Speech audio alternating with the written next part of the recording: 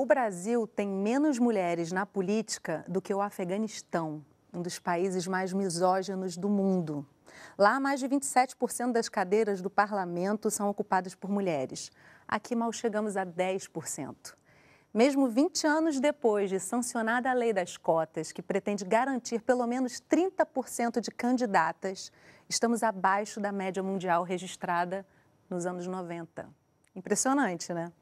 Segundo uma pesquisa da Procuradoria Especial da Mulher no Senado, para 83% dos brasileiros, o sexo do candidato não interfere na hora do voto. Então, o que falta para haver equilíbrio representativo na nossa política?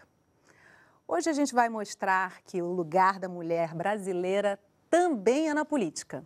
Comigo nessa conversa, Jurema Batista, assessora parlamentar, e Thalíria Petroni, vereadora de Niterói, aliás, a mais votada, né, Thalíria? Gente, muito obrigada pela presença de vocês com a gente aqui hoje.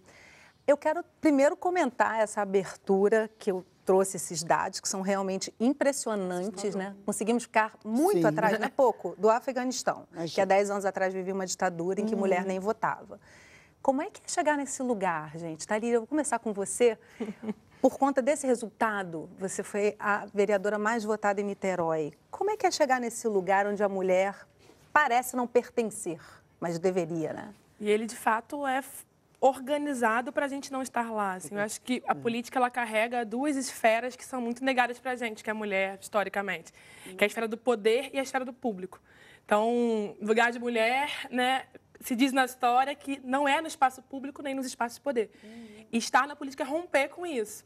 Mas eu acho que as pessoas cansaram, assim, acho que se tornou insuportável, porque se a gente não está lá, as nossas experiências específicas na cidade, né, que são muito específicas mesmo, especialmente a gente que é mulher negra, não vão estar representadas lá. Então, ninguém como nós para saber o que é ser mulher, o medo de andar na rua, não ver segurança pública ter um recorte de gênero específico, não ver a nossa pauta representada na produção de políticas públicas, na saúde da mulher, por aí vai. E nessa fala aí fica muito claro por que é importante essa representação, né, Jurema? Assim, você precisa ter pessoas pensando sobre todos os pontos de vista. Você já foi vereadora, já foi deputada, é assessora parlamentar, tem uma longa história aí na vida política. Mulher e negra, como é que é chegar nesse lugar e o que você atravessa e não deveria precisar atravessar para estar nesse lugar? Em primeiro lugar, assim, é espantoso, né? O dado que nos é colocado está atrás do Afeganistão, né? Então, chegar nesse lugar não é fácil, né? Para uma mulher negra, e isso aí implica na questão também social, um lugar que não nos esperavam estar lá, né? Eu sou discípula de uma mulher negra, intelectual, Lélia Gonzalez, que ela tinha um tema que ela falava de lugar de negro, lugar de mulher. A sociedade não espera que a mulher, em especial a mulher negra, venha ocupar um espaço que, historicamente... Foi do homem branco, né? Foi do homem branco. Nós tivemos... E história, né? Um século é pouco.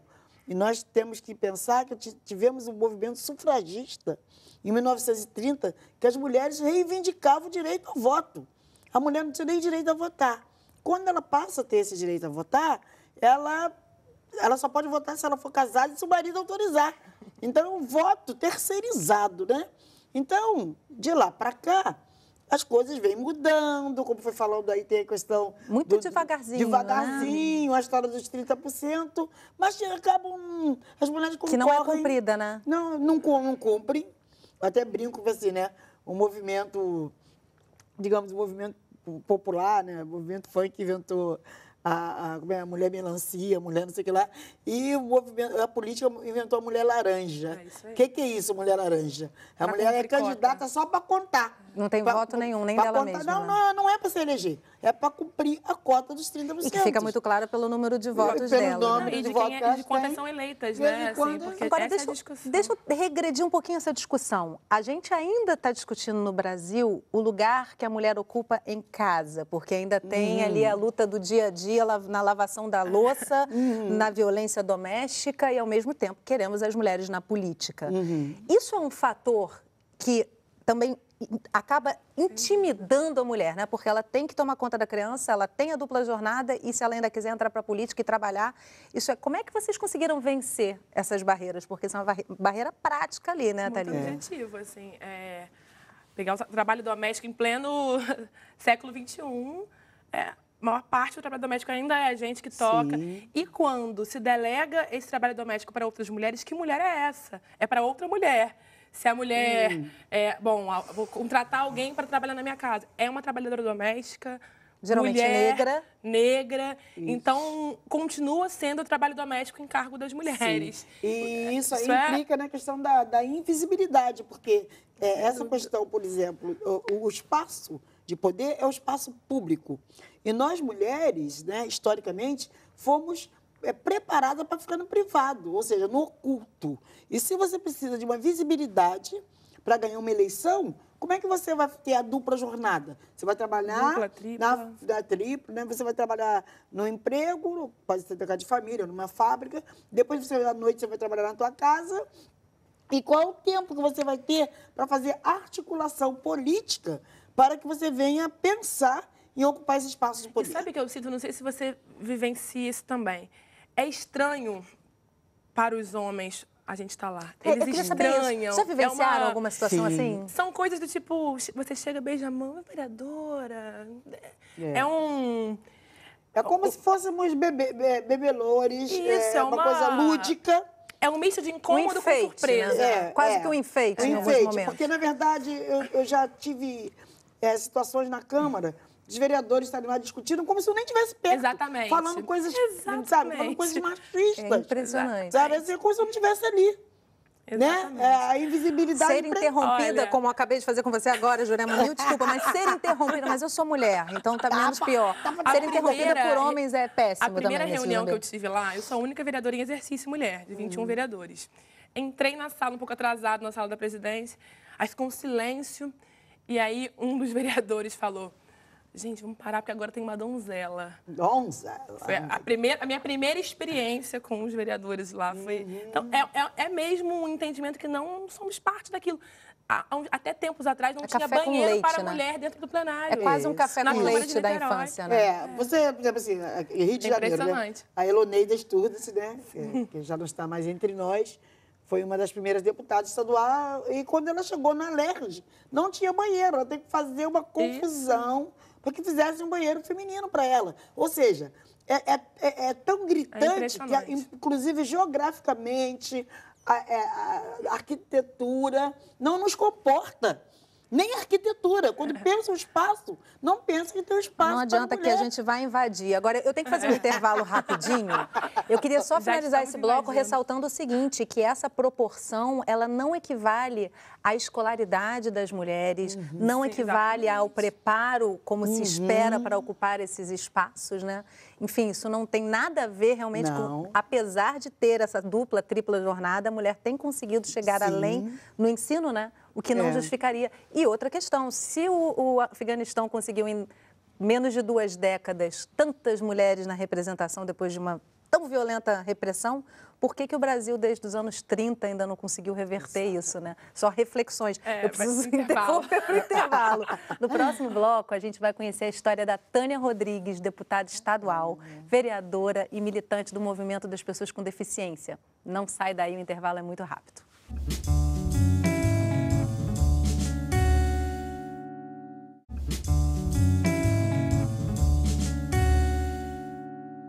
Estamos de volta conversando sobre mulheres na política. Agora você vai conhecer a história da Tânia Rodrigues, deputada estadual, vereadora e militante do Movimento das Pessoas com Deficiência. Tânia nasceu em 1950, ano de Copa do Mundo, da inauguração da primeira TV brasileira e da criação da Petrobras. Filha única, aos 3 anos contraiu poliomielite. Apesar de várias internações, ela nunca interrompeu seus estudos. Fez dos leitos hospitalares sua sala de aula. E aos 23 anos se formou em neurologia. Desde pequena, eu sempre, não sei se por ter ficado muito em hospital, essa coisa toda, eu sempre disse que eu queria ser médica. Mas, na verdade, eu tinha, assim, pavor de ver cadáver, essas coisas todas, entendeu?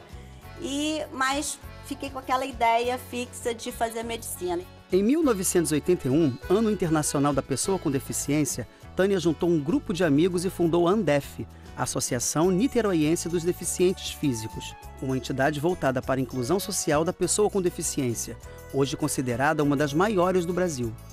Então foi a partir da Andef que você quis ingressar na vida pública?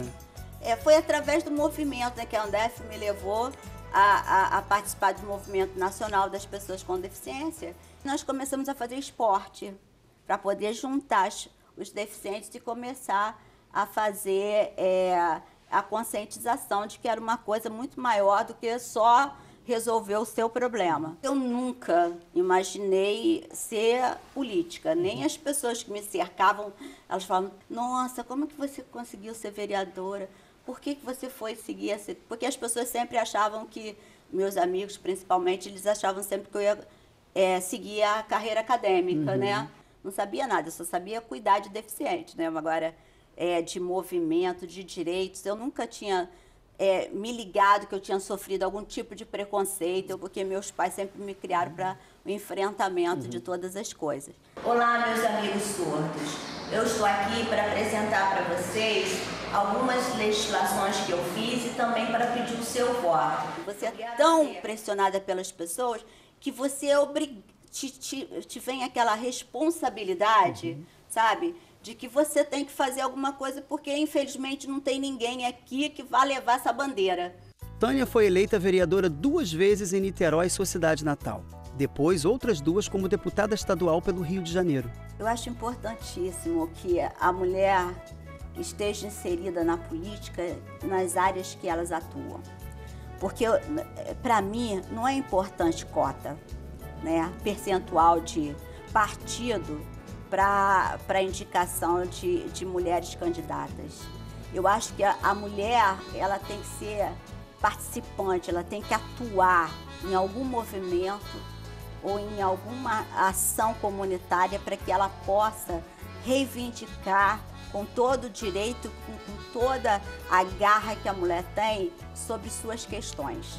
Casada, mãe de 2 filhos, Tânia lembra que conciliar a tarefa de dona de casa e parlamentar nem sempre foi fácil. Por exemplo, eu não vi minha filha andar.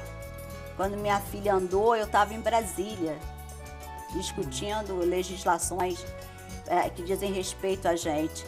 E a minha mãe falando pelo telefone, Camila tá andando, e eu aqui, sabe, com o coração apertado de não ter podido ver ela dar os primeiros passos. A partir do momento que nós víamos o resultado das políticas públicas que ela fazia em prol da pessoa com deficiência e a luta, o movimento todo de luta que tem dedo diretamente dela, a gente começou a sentir orgulho, tanto que eu e meu irmão, a gente enveredou também por esse lado da luta da pessoa com deficiência e a gente tem muito orgulho de ter ela como referência. Eles foram criados também dentro, não só do meio das pessoas com deficiência, mas também no meio político, né? Participação de comício, participação de passeatas.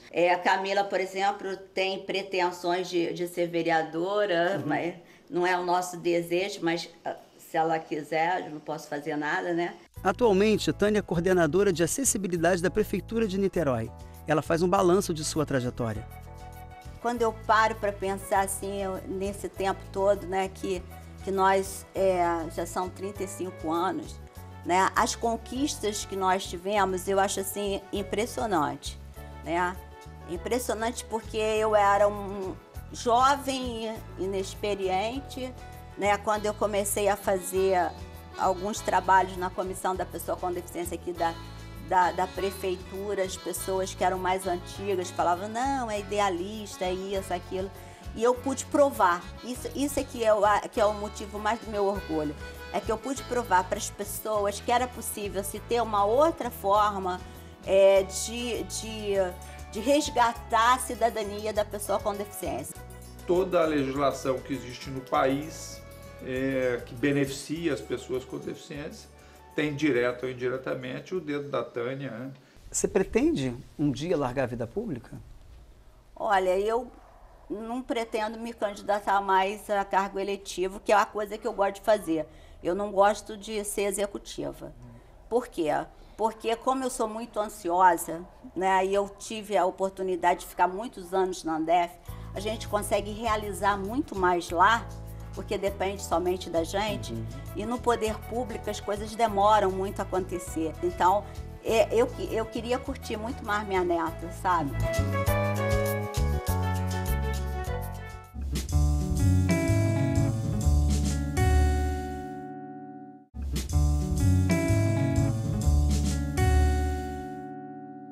Estamos de volta conversando sobre mulheres na política. Comigo nessa conversa, Talíria Petroni, vereadora de Niterói, e Jurema Batista, especialista em políticas públicas.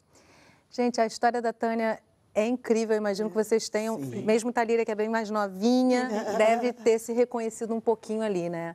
Eu imagino que seja muito gratificante, Jurema, você ver transformações que você propôs e lutou muito acontecendo, né? Pelo menos na lei. Sim, né? exatamente. Sair do papel em outro momento, exatamente. né? Como é que é essa sensação? Assim, por exemplo, eu fui vereadora e nós temos aqui no Rio de Janeiro o Renascença Clube, que foi um clube criado para negros, porque na década de 50 os negros eram impedidos de entrar em clubes, né? Então criaram o Renascença, lá saíram a primeira Miss Brasil negra, Vera Lúcia Couto, e tinha um momento que queriam tirar o Renascença, que era num lugar nobre, né? E eles queriam fazer um prédio ali, e foi uma briga e eu tombei o Renascença na Câmara. Consegui o tombamento, ou seja, ninguém mais pode, a especulação imobiliária não tem mais como tirar o Renascença de lá. O outro trabalhadora agradece. Outro projeto foi da Feira Nordestina, que eu fiz, né? Na época, o prefeito queria tirar a feira de lá. Eu fiz um projeto delimitando o espaço, inclusive, geograficamente, onde seria a Feira Nordestina. É uma forma de militância com resultados, Sim, talvez, mais formais. Eu sempre digo o seguinte, que era a melhor coisa, né? Porque eu sempre militei, eu sempre milito desde 20 anos. Quando eu fui eleita vereadora, era uma coisa, eu continuava militando, porque, tipo assim... É uma tarefa, né? Uma tarefa, só que agora eu ganhava para isso. A diferença é que agora eu ganhava o valor, né? Mas foi assim, só para fechar aqui, passar para minha amiga. Não. Assim, a questão da Tânia é uma coisa assim legal, porque acaba que onde é o lugar da mulher? O lugar de mulher é onde ela quiser, né? Porque cada mulher deficiente física, da mulher tantas... negra, não importa, né? Onde ela achar que ela é capaz de estar, de né? estar para fazer a diferença, e é isso que a Tânia faz, que a Talíria está fazendo, que eu fiz, e outras mulheres que estão, Marielle, Benedita, e outras mulheres que estão no poder. O problema é o seguinte, a gente entra com a cara, coragem e coração. Isso aí... E não vale infartar, né? Não vale De jeito nenhum. Não, eu acho que é isso, assim, você poder estar num lugar que você nunca viu que era seu. A gente via, porque a gente é militante há muito tempo, é nosso. E poder, você mesma, com um coletivo, de forma coletiva, ser instrumento para produzir política pública que tem a ver com a nossa experiência. Claro. É algo que a gente briga tanto para que os nossos companheiros, muitos nos representam tanto, mas que a gente briga muito para que eles... Só que eles não compreendem o quanto determinada especificidade que leva em consideração a vida da mulher negra na política pública faz diferença, porque ele não experimenta o que é ser mulher numa cidade. E é muito diferente ser mulher e ser homem. Vocês estão falando aí de militância, eu estou aqui pensando assim, quando eu penso no político tradicional, eu não vejo militante, né? Assim, o homem branco, ele não precisa necessariamente vir da militância para se tornar um político, é naturalmente, né? O que é uma pena, né? Um político, teoricamente, né? Ele é filho de um político, então político ele Se você né? pegar até esteticamente, assim, é uma diferença do nosso estar lá. Então, aqueles homens brancos de terno, e aí tem o vestido colorido, o turbante, o batom. É diferente, o batom. E não estou dizendo por essa ideia do que é o feminino. Representa, mas né? É simbolicamente gritante, assim. Você vê o que é ser mulher naquele espaço. Isso, assim. é verdade. E que incomoda. Né? A presença, assim, igual ela falou, né? Como a tratam quando ela chega no lugar. Eles falam que a gente está de mimimi. Ah, já veio Jurema de novo falar esse negócio de negro. A gente vê como é o tratamento Você está diferenciado. longe disso, Jurema. Você tem nível superior. Você é uma parlamentar, assim, uma parlamentar negra. Histérica, mulher. nunca te chamaram de histérica quando você está num movimento de fazer, se impor e falar mais alto? A mulher é histérica, né? Sim. A misoginia, Sim. com certeza, deve acontecer Sim. o tempo todo. O tempo né? todo, porque a nossa fala incomoda. Porque a nossa fala não vem de um lugar comum, vem de um lugar referenciado. Porque quando a Lídia fala, quando eu falo, a gente tem... Né? A gente, Carrega tantas com a gente, né? Nossos passos vêm de longe, né? Até os logos Agora, deixa eu perguntar uma coisa para vocês. E a vida familiar e, sobretudo, a vida afetiva? Tipo assim, eu não sou política e a volta e meia eu estou me vendo em embates políticos com os amigos, com família e tal. Todo mundo tem, nesse momento brasileiro, acontecendo isso. Imagina quem vive disso, gente. Onde é que fica a tua família, Thalíria? Companheiros, zangada. companheiras? É difícil porque eu acho que a gente tem o nosso tempo... Ele é para a vida pública e a vida privada vira uma vida pública também. Sim. E para a gente que é mulher isso é mais complicado, porque a mulher ela não é só julgada pelo que ela fala, pelo que ela pensa, pela ideologia que ela carrega naquele lugar. Ela é também julgada pelo que veste, pelo que... Sim. Então, no cotidiano, num bar, tomando uma cerveja, num samba, você passa a ser um olhar enquanto mulher que ocupa um espaço de poder e, portanto, os julgamentos... Eu não me importo. Eu acho que a gente está lá para isso mesmo. Tem que aprender a não se importar, se quiser seguir em frente. Né? Na minha família... Mas é complexo. Todo mundo virou militante, né? Minha mãe virou militante, como é que é? No início do partido. Então, minha mãe fazia feijoada, fazia coisas para a gente vender, para conseguir dinheiro para a fundação. Das minhas campanhas também era assim. Minhas filhas ajudavam a pintar. Tinha uma época que era bem primária a nossa campanha. Usava rolinho, né? Papel de computador para fazer o material de campanha com aqueles rolinhos, de silkscreen. Minha família toda envolvia, minha família era toda envolvida. O que a Tânia falou ali, que muitas vezes aconteceu comigo, é chegar no aniversário das minhas filhas quase na hora de bater o parabéns. E aí, isso aí a gente acaba resolvendo, né? Como toda executiva também, como né? Não é diferente, isso aí não adianta. Você saiu desse lugar. E como todos os pais, né? Os pais também vivenciam, os que estão ali acompanhando, presentes, exatamente. eles também... A cobrança em cima desses pais é outra, né? A mulher que sai do espaço privado para ocupar o espaço público, ela é muito cobrada. Ela é muito mais cobrada do que esse homem. Aí acaba isso, na minha família. Minha irmã me ajudou muito, minha mãe me ajudou sempre. Sempre uma outra mulher. Toda uma vez que uma mulher ela ganha visibilidade, tem uma rede de mulher. É isso. E deixa eu perguntar uma coisa para vocês, gente. A gente está caminhando para o final do programa. Eu não posso... Estamos em 2017. É bom que se saiba no dia que estiver vendo reprise desse programa. Mas ano que vem é um ano e tanto que nós temos pela frente. O que vocês estão esperando aí, enquanto mulheres? Que tipo de 2018 vocês acham que a gente pode ter na política feminina ano que vem? Eu estou preocupada, né? Porque, como você falou, nós estamos gravando em 2017, tem um projeto de mudança de lei, né? De lei eleitoral, eleitoreira, que eu acho que vai ceifar muito. Aí esse pouco espaço que nós temos ainda vai diminuir. Por quê? Que vão ser eleitos são os caras que já estão lá, né? Porque... deixa de ser o voto ideológico e passa a ser o voto da pessoa. Personalista. E quem é a pessoa que representa a política historicamente? Historicamente, são os homens brancos. Eu acho que diminui. Estou preocupadíssima com essa reforma política. Mas, mesmo assim, eu acredito que teremos mulheres que terão coragem de enfrentar. E eu estou aqui para votar nelas. E, sobretudo, eleitores com vontade de renovar. E eu acho que, exatamente, acho que se, por um lado, há um avanço de um conservadorismo avassalador, eu acho que reforça... uma história do patriarcalismo, do racismo. Tem também uma resistência muito grande a esse espaço. Olha nós aqui. E uma negação da velha política. A velha política não tem a nossa cara. Não. Eu acho que tem muita gente que não quer mais a velha política, não tem a menor dúvida que as pessoas vão querer se sentir representadas. A política que se cheira, se toca, que você olha e se vê naquela política. E com certeza não é a cara dos grandes coronéis. E que é representativa como próprio termo diz, né, Sim. Thalíria? Porque, na verdade, acho que muitos políticos chegam no lugar onde chegam e esquecem que estão ali dúvida. representando pessoas que votaram neles, né? Eu acho que nem Cada um esquece, desses na votos. verdade, eles já Já chegaram pra ali isso. com o objetivo de defender determinadas corporações, setores da sociedade. Talvez só tenham chegado lá por conta disso mesmo. É entender como Exatamente. instrumento. Nossos mandatos são instrumentos. São instrumentos, de uma luta, exatamente. sem dúvida, que prioriza a mulher. Vou mulher terminar negra. o programa assim, infelizmente, porque parece até tempo de propaganda eleitoral, porque não cabe de tanto assunto, mas eu quero agradecer muitíssimo. Espero que a gente tenha mais sorte do que isso, que algo incrível aconteça. Aconteça, que né? 2018 seja um ano bem feminino na política. Isso. Tomara. Gente, Tomara. muito obrigada mesmo. Obrigada. E obrigada a você que acompanhou a nossa conversa de hoje pelo canal Saúde. A internet é um dos nossos canais parceiros. Em 2018, a gente pode mudar o cenário político brasileiro, quem sabe até tornar o nosso país mais equilibrado na representação política. Tomara.